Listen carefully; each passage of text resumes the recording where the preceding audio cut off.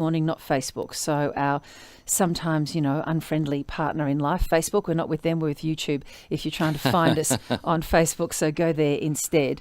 I want to talk just first of all about the toxic workplace that is Parliament House, and of course following those allegations that have been made that are strenuously denied by the Attorney General Christian Porter. Did you know Julia Gillard's and Kevin Rudd's staffer Anna Jabbour? No, Okay. I didn't.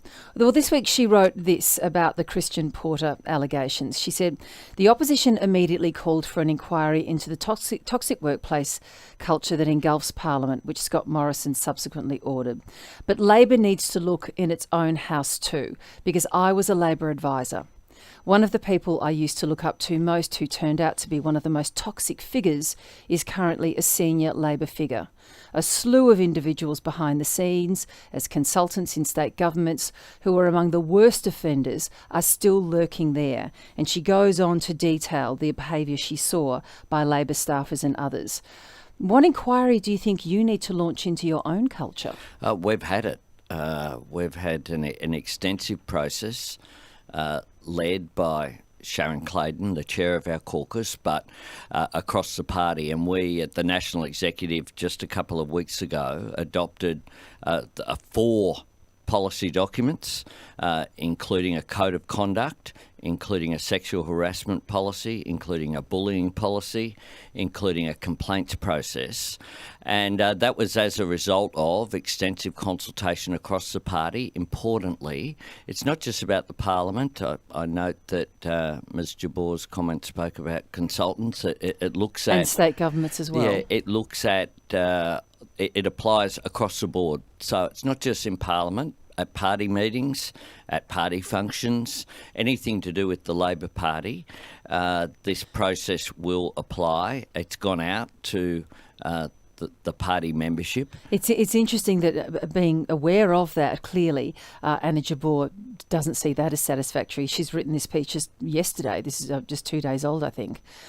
Even after the process that you've gone through, and that's not satisfying to her, which is interesting, isn't it? Well, we all need to do better, Virginia. I'm sure that there are issues in organisations across the board, and I certainly have never said that the ALP is immune from it. I'm sure the ABC isn't either, frankly.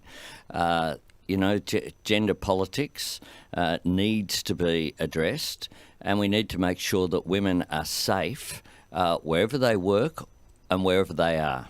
Do you leave the Christian Porter allegations, which are strenuously denied, do you leave them where they are for now? Is that the end of what Labor's going to push for? Well, I think the idea that we can just unsee and unhear what the claims have been from the woman who tragically lost her life are just not realistic, that he can just return as Attorney General.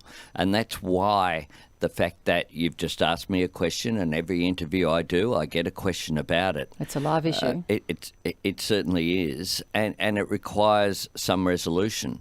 I don't argue that these issues are easy, but there does need to be, in my view, as the family has requested, some form of examination, some inquiry at arm's length from the government.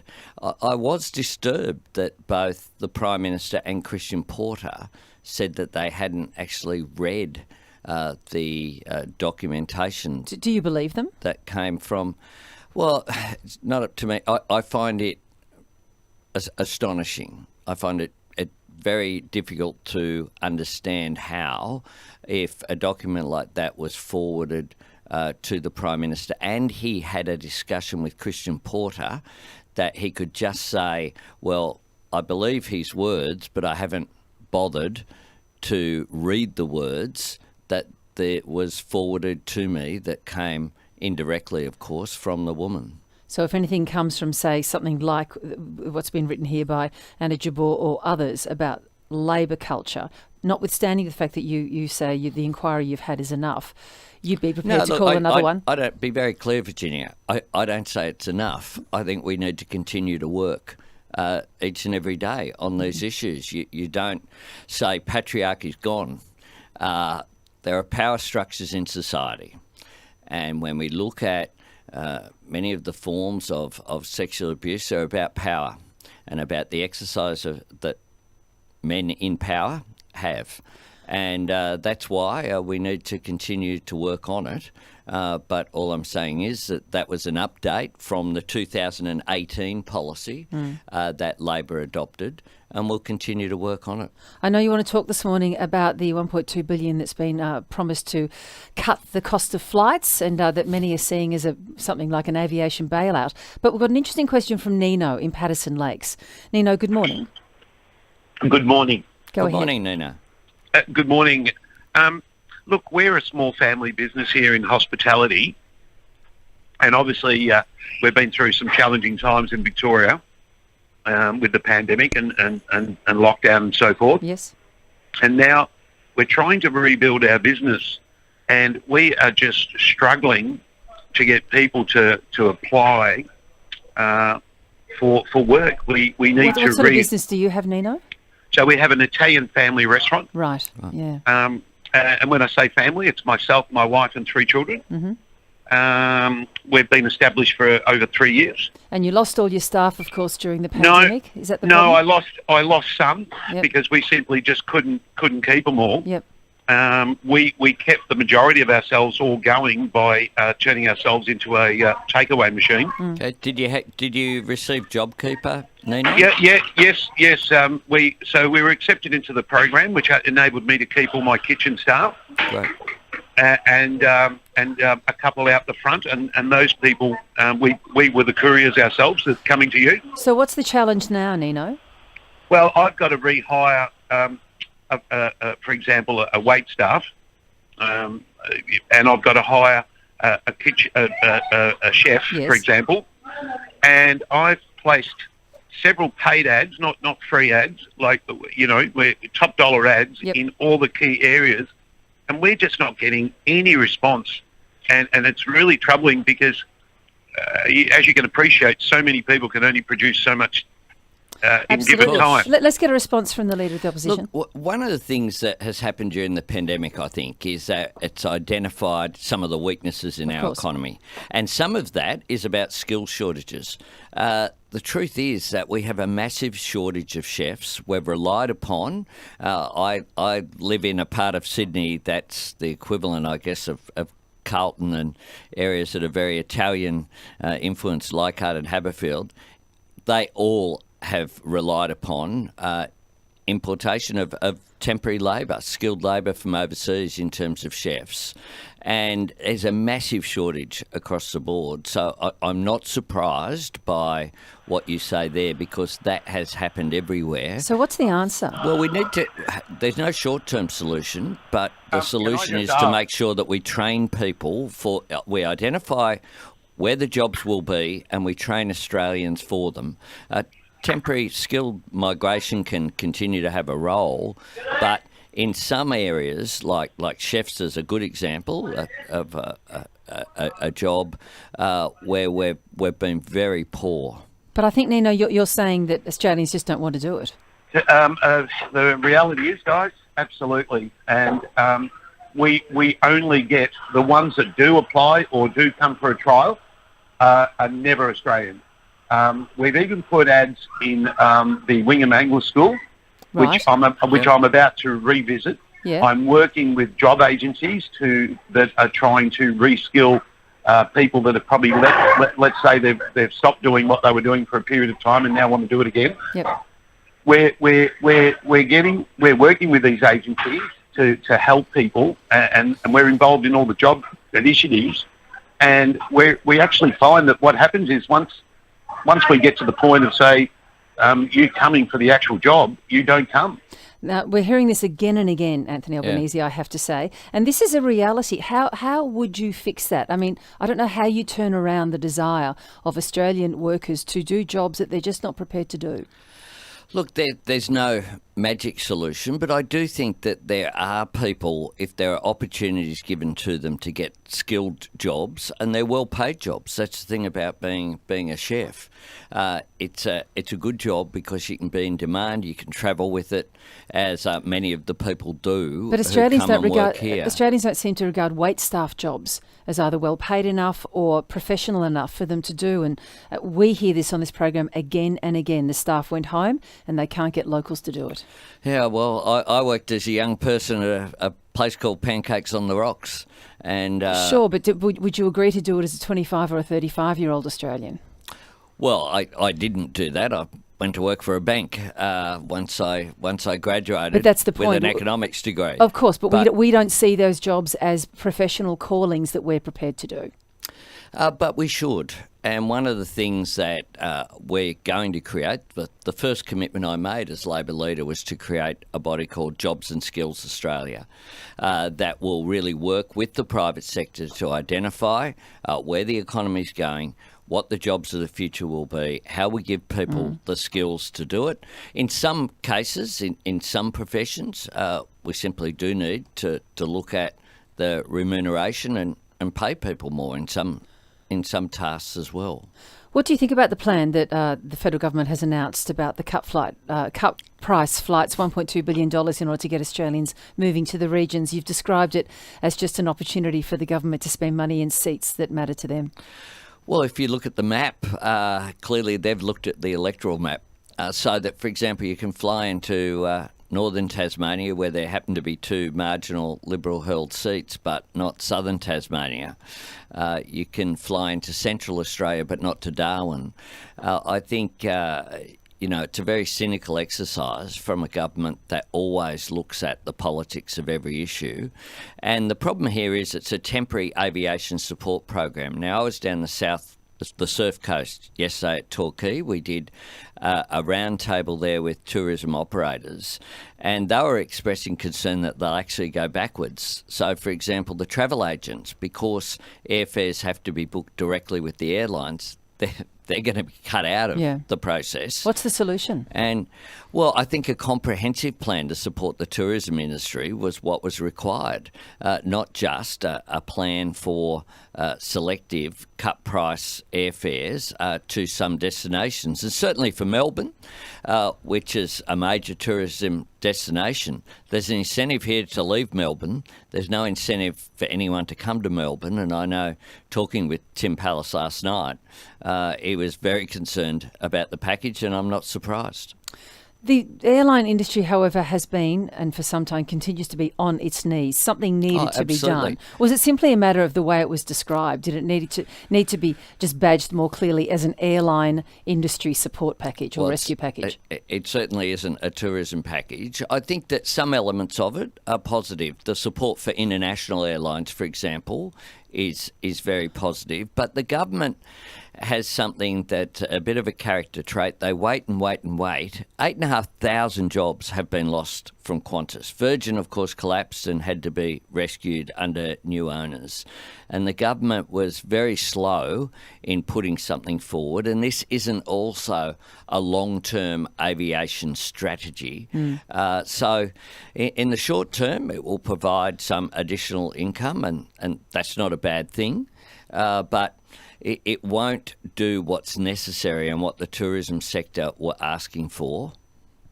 Anthony Albanese is with you this morning, and we're taking your calls. Just before we go to Praveen, who's called in from Glenroy, the EU's going to impose tariffs on products from countries without a carbon price, the green industry products such as wind turbines and the like, and solar panels. So it looks like the time actually has now come. Will Labor reconsider and reintroduce a carbon price?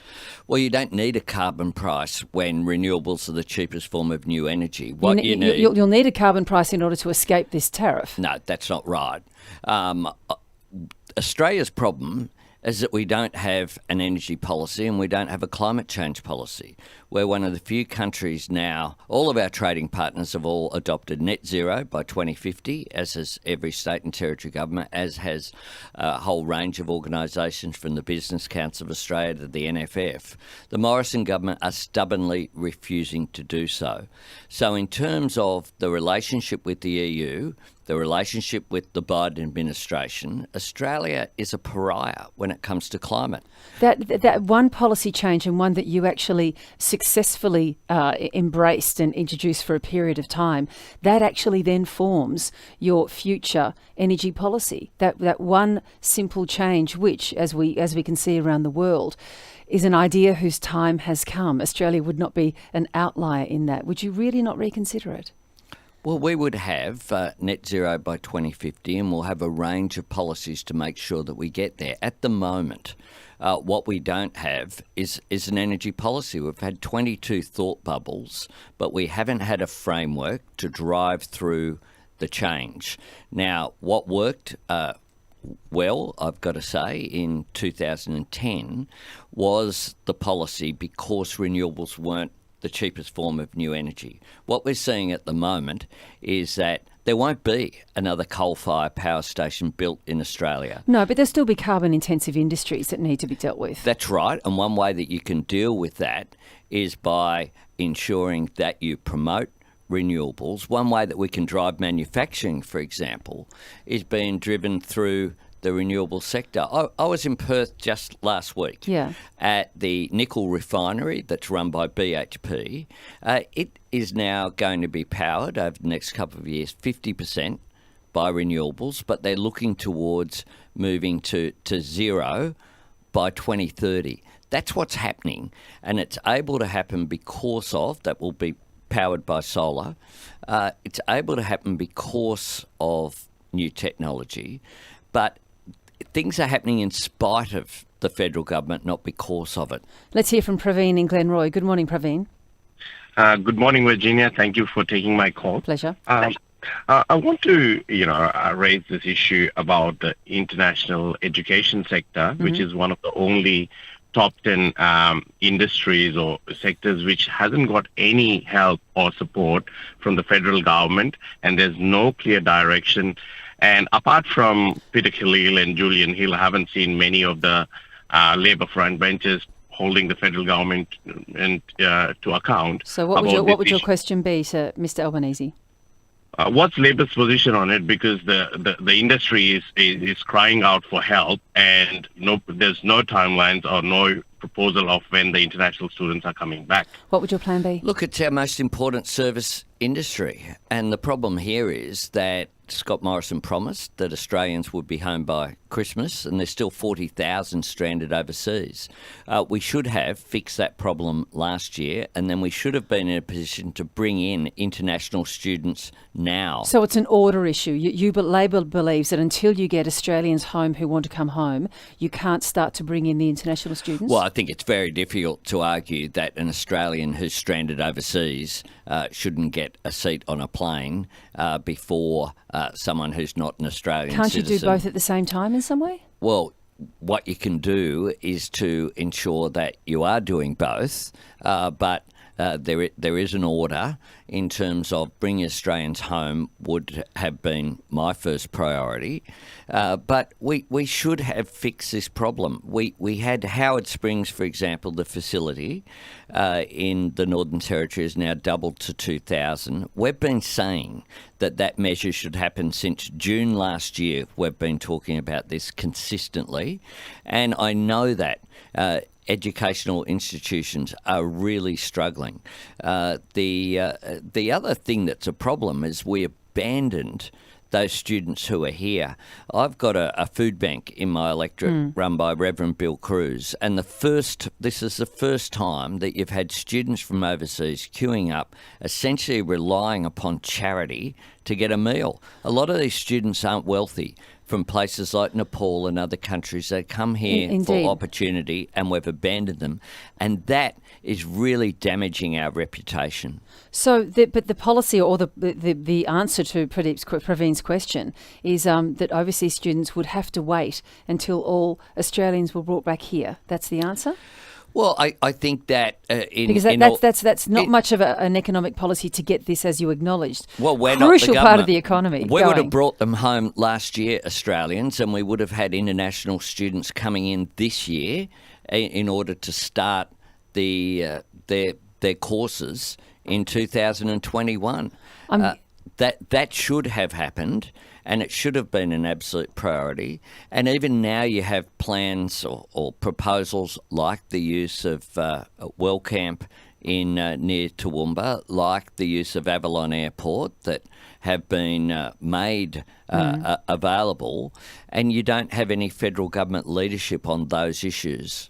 We're getting a lot of text this morning, Mr Albanese, about whether you are the person to lead Labor to the next election. That question still persists, doesn't it? And I guess recent news poll figures, they don't make answering that question any easier, do they? Oh, they do, actually, Virginia. How so? Because the government has had, unlike if you watch WA tomorrow night and you'll see what a COVID bounce looks like for a government. Okay, well, that's Western Australia, and they're in a we- different position to you. We are in none of the published polls are we behind. Not in Newspoll, not in Morgan, not in Essential. In two of the three, we're ahead. In terms of your personal rating, you're well behind Scott Morrison. Well, every leader has received a positive bounce in the country, but Scott Morrison is the least popular leader in the country.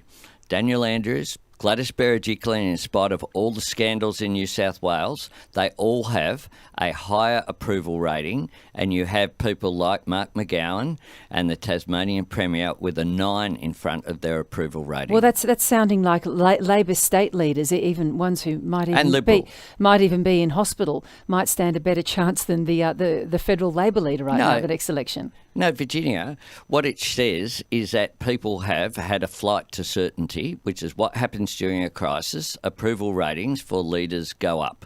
That's what's happened. What hasn't happened, though, is that has not translated into votes. People are uncertain about Scott Morrison.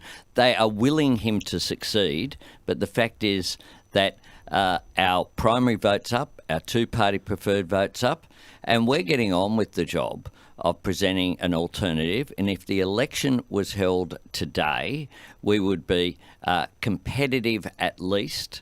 As I said, the worst result is us on 50%. Anthony Albanese, I'm really glad you could come to Melbourne and spend some time with us in the studio. It's good to be in the studio. Well, it's nice to have you here. Many more calls than we could get to, but we'll try and reflect some of those and hundreds of texts as well during our program this morning. But thanks so much. Thanks very much. All the best. Anthony Albanese there, the federal Labor leader. After the news, we're going to be speaking to the Victorian Health Minister. We'll talk about those mass vaccination sites that are going to be set up at the exhibition buildings and also down at the old Jeff Shed, if we still call it that. And also speaking to him, though, about just some slightly alarming reports about the AstraZeneca vaccine, what some European countries are doing and what we might do as well. That's all after the news at 9 o'clock. There are more ways to listen to ABC Radio Melbourne than just the radio. Did you know you can also tune in on your phone?